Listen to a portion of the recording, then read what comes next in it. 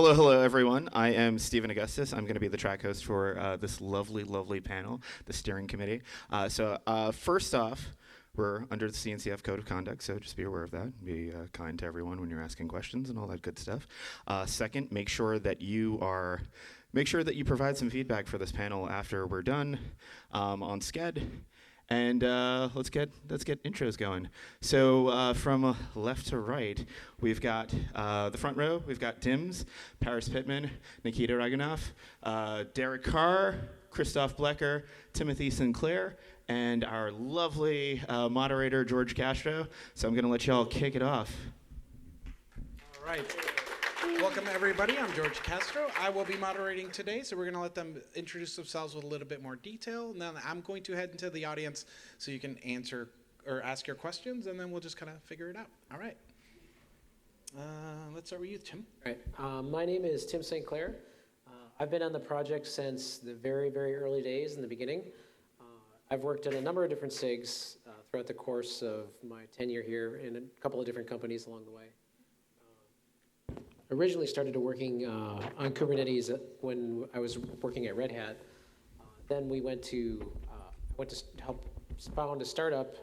I wasn't the founder, but I was one of the early employees at Heptio, which was then acquired by VMware. So I've been in and around the community for a long time. Currently, I'm a chair on SIG Cluster Lifecycle, and I help out on steering. Hi, everyone. My name is Christoph Blecker. I have been around the project, closing in on 4 years now. I started getting involved in contributor experience. I'm currently a technical lead for the contributor experience special interest group. I have just I've moved around and I've done a lot of little things in a lot of different parts of the project. I'm involved in SIG testing and the PROW CI system. I focus a lot on automation and making it an easier experience for folks who are contributing in the project. I currently work for Red Hat, but before that I worked for Disney for 6 years as a network engineer, so doing a lot of operational work, and that was my introduction to Kubernetes, was trying to run Kubernetes in production for a large enterprise. Yep, so everyone, I'm Derek Carr. Like Tim, I've been involved in the Kubernetes project since the very beginning. Sorry about that. Before there were SIGs, I'd probably, like Tim, touched code in large areas of the project, around API machinery, the API server, namespaces, quota, limits, a bunch of stuff like that. Then spend most of my time working on SIG Node these days, and particularly interested in resource management space. And as well as Tim, spend my time helping out on steering. So good to be here. So I'm Nikhita. I have been involved in the Kubernetes community for a couple of years now, so not as much as these folks. I am also a technical lead for SIG contributor experience along with Christoph, and I work on GitHub automation and automation for our project, along with participating in many other SIGs, and of course helping out in steering. I'm Paris Pittman. I work at Google Cloud. I work on Kubernetes upstream related things for Google. Specifically, I co-chair a special interest group contributor experience. You can see a trend. I will say it's the best group. It is. And I must say I am so stoked to see so many people in these chairs right now that are interested in governance of this project. So that's just a side note. I primarily work on topics like community management, for instance, chairs and how they operate.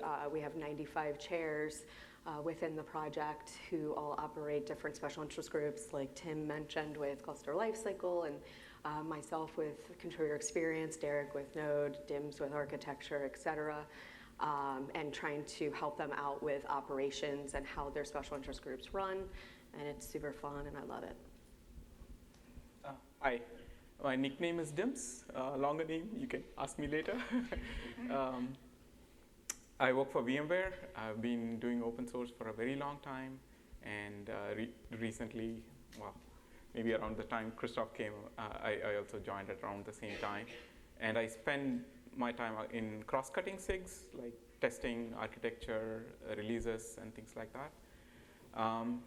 Two specific things if I want to mention. One is I'm co-chair in the SIG architecture group and running a few sub-projects there.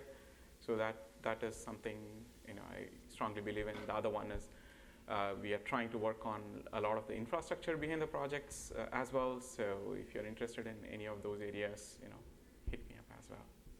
Okay, so the title is State of the Oh. But before that, we'd be remiss if we didn't also add, there is a 7th member of our steering committee who was not able to join us at KubeCon today. Aaron Krickenberger, he's a chair of SIG testing and the Kubernetes Infrastructure Working Group.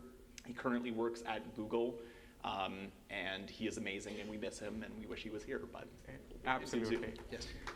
He's the co-chair of SIG Beard, if you've seen the button.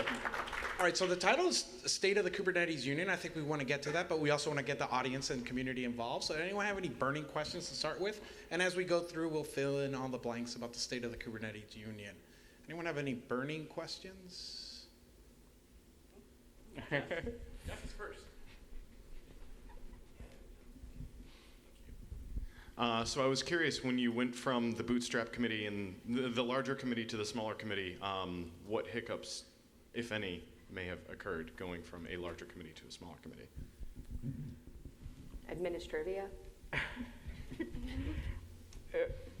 You want to take that? Mostly administrivia. So like making sure all the ACLs and everything else were passed down. We had Zoom issues. For the most part, what I think we already have a backlog that's already there. So, and we all have a very, when everyone came on board, we talked openly about existing issues and problems inside the community. So I think the biggest problem was ACLs and administrivia. Yeah, I would add to that, like both Dims, myself, and Tim were on the previous iteration of the committee. And so I think we had a good continuity of understanding of what present order of business was. And then to give a shout out to the Bootstrap committee, like I see Sarah over there. A lot of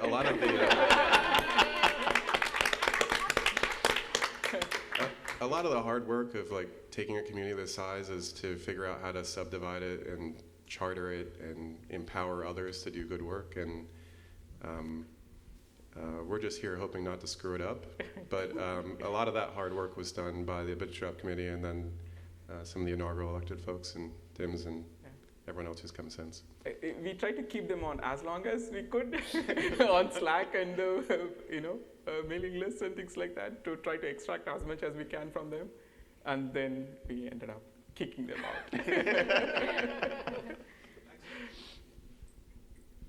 So first of all, thanks a lot for the great work that you guys do. It's been really impressive to watch. So my question is around sessions and meetings to include Asia Pacific region. This is very difficult at the moment. Many sessions are like 4 or 5 a.m., that kind of stuff. So any thoughts or plans around that aspect? We can talk about steering first, and then we can go to everybody else. So our first Asia Pacific member is I'm Nikhita. from India. Yeah. So we changed our time to make sure that we include Nikhita in everything that we do, for sure. We have this ongoing debate about even simple things like, can all the meetings be in UTC? So everybody feels the pain, right? Not just the people in Asia Pac. So I had an issue, and I think it's closed by now. But yeah, we've been trying off and on to do this kind of stuff, try to make people aware of this. So Nikhita runs some. You want to? Yeah, so in certain SIGs, we also run APAC-friendly meetings so that other people from APAC can join in. We are also trying to move other like normal non-APAC meetings to early Pacific time so that other folks can join in as well. And we're also trying to kind of have a periodic audit of when we're having this meeting, should we move it again and move it to some other time? So we did that with steering. We had like a doodle and asked like people to vote what times they were comfortable with. I think we will also be doing that again in case to make sure that we have a good coverage of folks. We have to lead the way here, so Yeah. for everybody else to follow. So the other thing that we are doing here is we are trying to encourage country-specific channels or geo-specific channels. Like we talked about the New Zealand, Australia, we have the India channel and the China channel. So if people self-organize on those channels, then and they hit a SIG, then you can be sure that the SIG will have an APAC-friendly meeting, for example. Anybody else?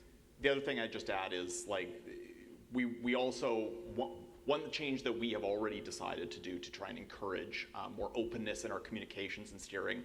There is now a steering committee public channel in the Kubernetes Slack, so that we have more of our communications, like even the short, brief, real-time ones where we're pinging each other on a discussion topic.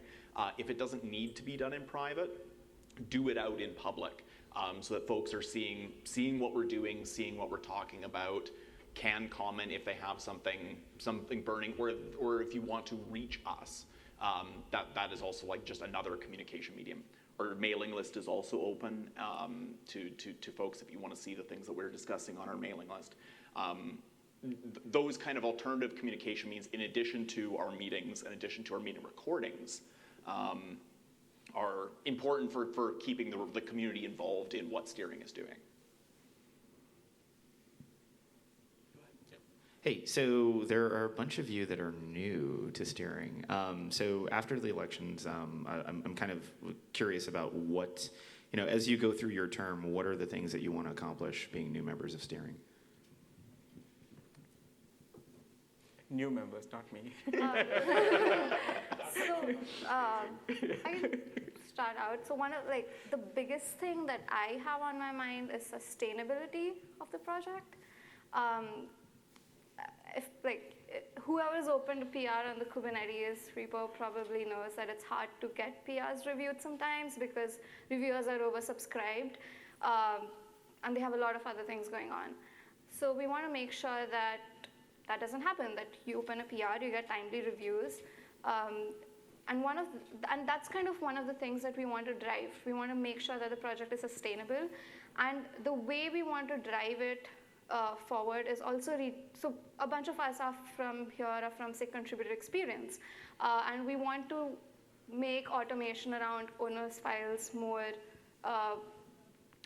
we want to make sure that we have more automation around it. We want to build a tool which can help find reviewers or suggest reviewers who are actively doing the actual reviewing. So I think there are some things related to owners files and sustainability that is definitely on my mind. I will second sustainability. However, I think I'm going to go a little further into communication. I would love to get more people involved in steering and what we do, and also in contributor experience selfishly, because contributor experience does a lot of the governance operations work that not many people see. And that is the administrivia. When you're administering like 40 Zoom accounts, all of a sudden you are now an enterprise Zoom administrator for an open source project. That kind of stuff isn't necessarily sustainable in open source. So trying to figure out how to make that sustainable with the help of contributor experience, but improving communications to get people involved and know the stuff that we're working on and understand it a little bit more. I think it's really crucial. I'd like to find someone to eventually take my place in steering. So that's something that I'm always trying to look for too, and try to grow our leaders to look for as well, and do more leadership trainings, I think, as well. We have so many software engineers, for instance, in leadership roles. They're not necessarily managers in their day job, but all of a sudden they're managing thousands of people in open source. So it's key that I think we as steering figure out training opportunities and things for them to get access to either through CNCF or other ways, and we can figure that out together. So thirded to everything that's said.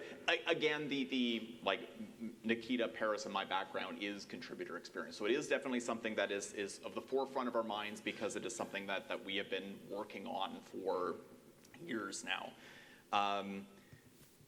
The only thing that I'd also like to add is we're definitely in an interesting position now where the 7 of us that are on steering are all elected from the community.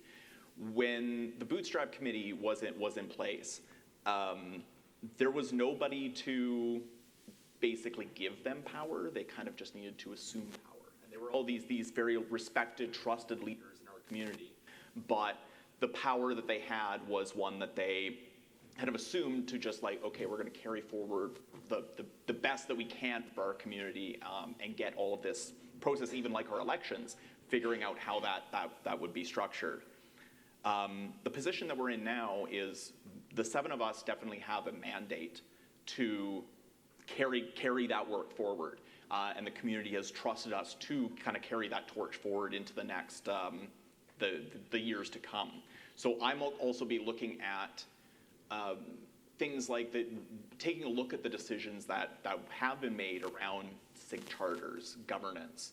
And now that we've tried these things out for a couple of years, have another look at them and see, are they working in the best interest of our community? Are there ways that we can refine them to work even better? Are there places or blind spots that now that we've tried them for 2 years, are there things that are missing from our SIG charters? Things like that will be definitely interesting questions that we'll have to review and look at in the coming years. What do you see as the biggest threat or obstacle to the long-term success of the project? Sustainability. Sustainability and scalability. I make this joke all the time in SIG cluster lifecycle that we build an automated system to automate away the ops inside of most organizations, but we're actually really bad at an organization at automating away a lot of the roles and responsibilities we have. But it's not just the roles and responsibilities inside of Kubernetes proper, but it's also the code itself. The code, when we built Kubernetes, we built a rocket ship while blasting it off at the same time, and we amassed in a tremendous amount of technical debt. And it's not glorious for companies to want to pay down that debt. They're not incentivized to do that. They're incentivized to make a profit. So how do you incentivize other organizations to want to pay down this massive amount of technical debt, which is not glorious? It's a hard problem to solve. So sustainability is one word, but there are many problems underneath that umbrella. I can talk about 2 things. One is when you're talking about the sustainability and scalability. I run a code organization sub-project in architecture where we try to do more about the structure of the code itself, the repositories and things like that. If anybody is interested in that, that is one way to get involved. The other one is in the SIG architecture, we are starting a tech debt group which will go back in time and try to review some of the things, why we did what we did, are there any follow-ups that we are missing, those kinds of things. But then on the other aspect, we have to go from West Coast 9 to 5 to all around the world. That's something that we need to make sure that the way we work, the way we interact with each other, changes from this West Coast 9 to 5 to around the clock. Otherwise, it's going to be really hard for us to keep going this forward. We have to catch the long tail and make sure that people who work part-time, who work only when they get some time to work on this, are able to contribute effectively to the project. Otherwise, it's going to be harder on everybody. So I think I agree with both what Tim and Dim said.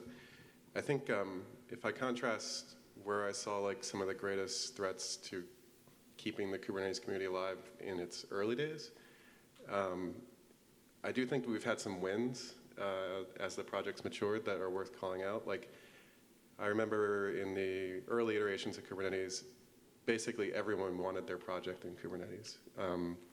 And it was a constant discussion of saying, well, why does it need to be here?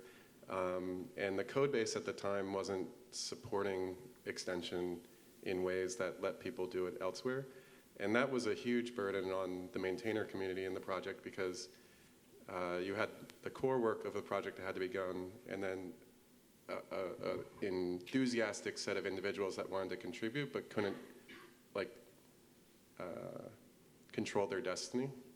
And so I think like one of the things I'm really proud of is as a community and architecture group, code organization group, and SIG API machinery in particular, I want to give a call out to, is that we've made it possible for so many people to extend and build around Kubernetes that they don't need to do it directly in Kubernetes. And to me, that's like the biggest sustainability win for maintainers, because it gives them time to go focus on what they have to refine and refactor and improve, but allows the broader ecosystem around Kubernetes to flourish. Like just walking around the sponsor lab here is It's amazing. it's mind-boggling. I think while there's work ahead, I think it's worthwhile to reflect on just how far things have come. So. Maybe a counterpoint to that. I'm curious your thoughts. Right now, Coast scheduled against you in a room upstairs about 4 times the size with 4 or 5 as many people. Darren Shepard's talking about K3S. What are your thoughts there? No comment. Well, maybe not. It's awesome that we enabled that to happen. And it is all reflecting on the work that we have done here, that they are able to iterate and they are able to make sure that they can cater to their own customers. And I think it is a really good thing. I hope more of you end up doing bigger projects similar to that as well. I guess I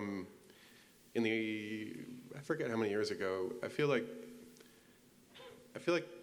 the Kubernetes architecture is intentionally distributed and decomposed, that if a component isn't working for somebody, then you should be empowered to go and replace it to meet your need, right? So the scheduler is a great example of like an area of people who had particular scheduling needs, then you should go be able to write a new scheduler.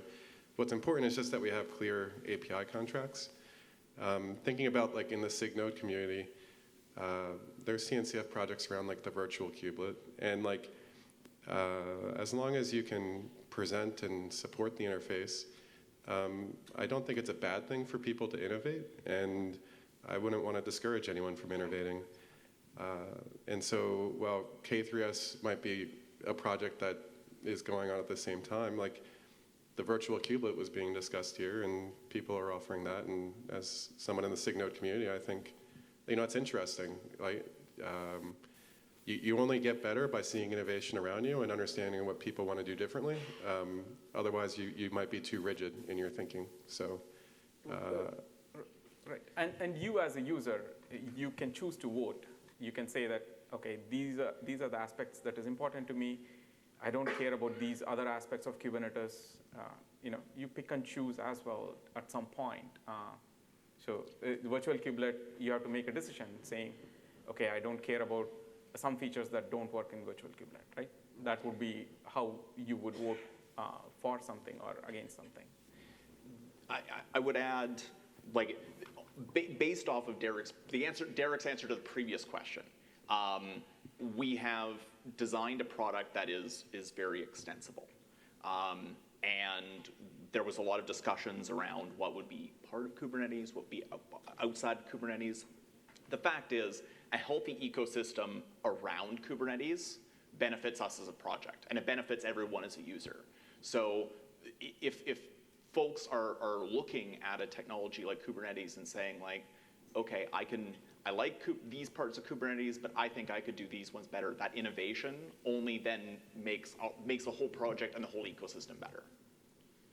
Yeah, I mean, this is a governance project discussion, but like, there is work that we have to do as a community to make Kubernetes awesome at the edge. And like as someone in the SIG node community, like disconnected workers or workers that lose connectivity and being able to do what they need to do when you power cycle, like these are very real world problems. And I think it's amazing that folks in the ecosystem are innovating and exploring, and then we see what works or doesn't work, and maybe some of it comes into the core project. And the work that Darren is doing is directly, he benefits directly from the work that we do, right? So Ben added providerless support for makefiles, and they greatly benefited from that. We added support for big manifests for multiple containers and running the conformance test, and they benefited from that. So, and there's a feedback loop going on, but it might not be as nice as we would like it to be. So I did have a talk with Darren, so hopefully things will be better. But more power to everybody who wants to do stuff with the things that we have. More questions? I have one. You've mentioned charters and SIGs and stuff. Can you give us just a quick summary? I know getting SIG charters in was a long-term project that's finally coming to completion. Can you kind of catch up the community on your responsibilities there, and specifically what steering doesn't do? So in the very beginning, the organizational structure was kind of ad hoc. And one of the things that steering did, and especially a shout out to Brendan Burns, is to start to create a structure that is scalable and has well-defined roles and expectations. And every SIG has its own charter, which basically says, what are your roles and responsibilities, and what code do you own or maintain? So the difference between a SIG and other aspects, or like a working group inside of the Kubernetes organizational structure, is that a SIG actually owns the code, and they're going to be the long-term maintainers. So you'll see on the community page for every single SIG a set of owners files or subprojects with owners files, and that outlines who are the maintainers of this actual piece of code. And you'll also see the charter for the SIG, and the charter outlines what are the overall roles and responsibilities from a much broader scale view of the world of what would you say you do around here, right? So if anybody wants to revisit their charter, we should empower the process for people to be able to do that. Valerie has a question. Yeah. How do you think reducing Conway's law is going to play into project organization in the next couple of years as far as governance goes? And also, please define what Conway's law is for those of us. That is a tough question. That is a very tough question. I don't exactly know how we answer it, but it is real. It's totally real. And you see that, like, if anybody submits a PR that touches an API in any way, shape, or form, you need to get approval across the board with all the SIGs. And it is a painful process. You need to plan for it, you need to manage it, you need to figure out all the details that go along with it. That's a concrete example of how we've created an organizational structure that imposes restrictions on the community. It's a good question. I think I'd want to ruminate it. I don't think I have a hot take right away. But I deal with this internally in organizations all the time, but I haven't really given it that much thought in the community. But that's a good one. It's been a long week. Can we define Conway's law? You ship your org chart. You ship your org chart. Yeah.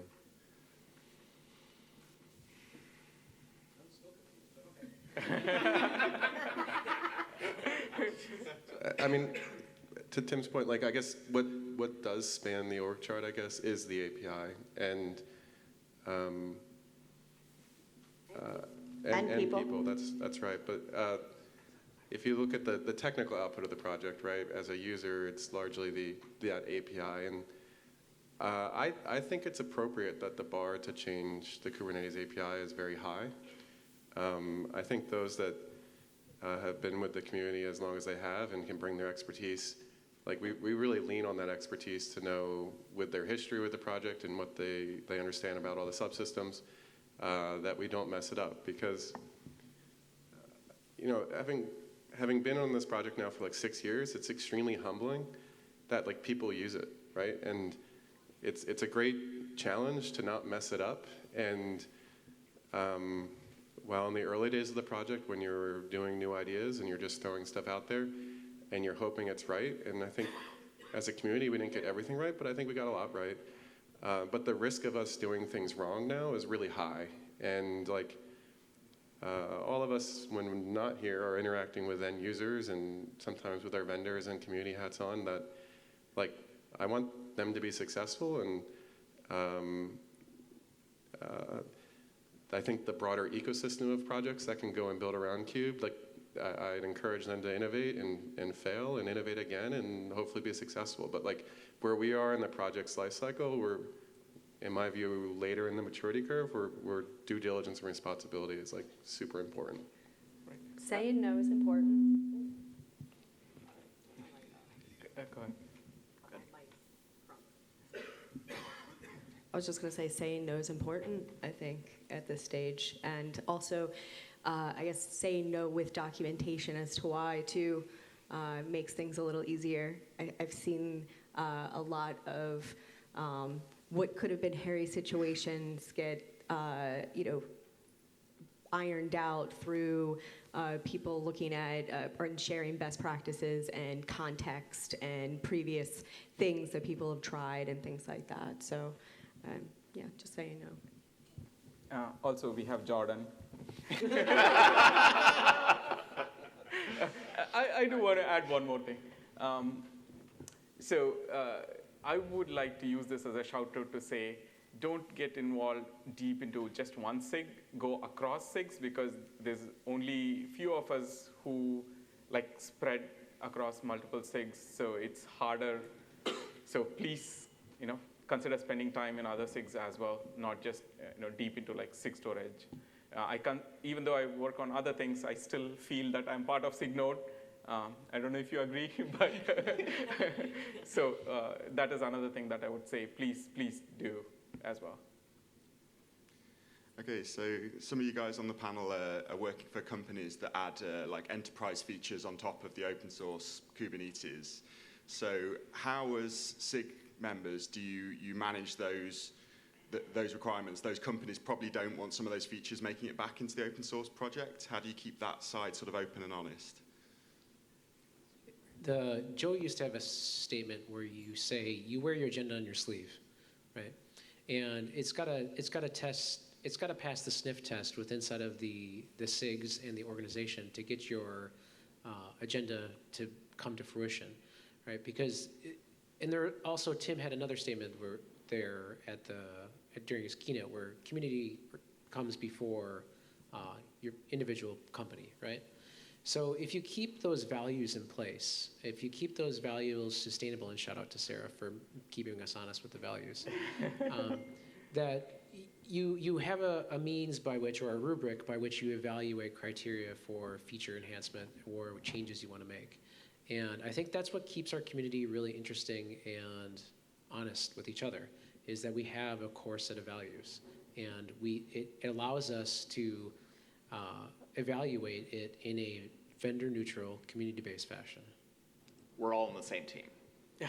Like when we're here, when we're on this stage, like we have employers, but we're all on the same team.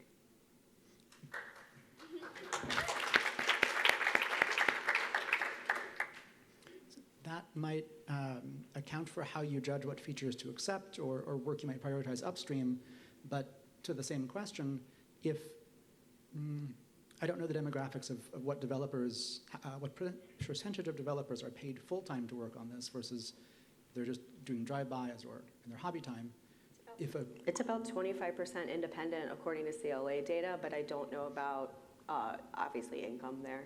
So if a core feature that you deem is important is not being prioritized by the vendor-funded contributors, how do you go about getting like a very important thing worked on? So this is another aspect. Not every SIG is the same. We have, in SIG cluster lifecycle, we saw this a lot. There was a lot of individual contributors because a lot of people had their own provisioning tools. They were producer consumers. So we developed a process model by which you vote with your feet. If you are there to show up to do the work, and we will reprioritize things according to not only bandwidth, but people that are going to show up to do the work. So every cycle, in the beginning of the cycle, we do a planning session, right? And I might deem something as P0 or high priority item, and we might have people to work on it. But if other people come to the group and they say, no, we have this other thing that we care a lot about, and we are going to put more people on it in the community, then the answer is, bloop, you are now the highest priority thing. So we do this through a transparent planning cycle inside of our SIG. I think it's a good question. And you can look at it from two perspectives. One, sometimes, and really this is a responsibility, as Tim said, like to delegate out to the SIG, because ultimately that SIG is who's maintaining it. And then once code comes in, there's like an expectation that you will patch it, you will support it. Like if it has a CVE, you will fix it. And so, like as a new contributor coming, oftentimes you'll see folks who are in the ecosystem that do want to get their feature in, and their first contribution to the project is aspiring to be something really big and grand. And many times those ideas are great and they're awesome, but then there is a natural concern, I think, in any open source community around, will you be there to maintain it once it comes in? And I think it's healthy to push back on that. What I think you ultimately want to do to fix it is just use those opportunities to ask, is there a missing point of extension to empower you to do what you want it to do? Or are so many components so tightly knitted together that you can't just swap out and replace something that you want to do? Like, there's a lot of things in the project that are pluggable, like your KMS provider. I just talked earlier, really the kubelet could be swapped out. Container runtimes. So I think as a community, like where those friction points have come up, we've ensured that there's points of variability or points of extension. Yeah. I would also add, like, beyond software engineers, we have other sustainability issues that we don't necessarily have a clear answer for yet in our project. While we might have plenty of software engineers who are paid to do features, even if it is at 25%, we still have lots of other roles within our community, like community managers, like build, test engineers, like in other types of roles that we don't necessarily have a clear answer for. Okay, and we are out of time. Thank you, everyone, for showing up. You got 10 seconds. Final comments? Anyone? Thanks for coming. Yay!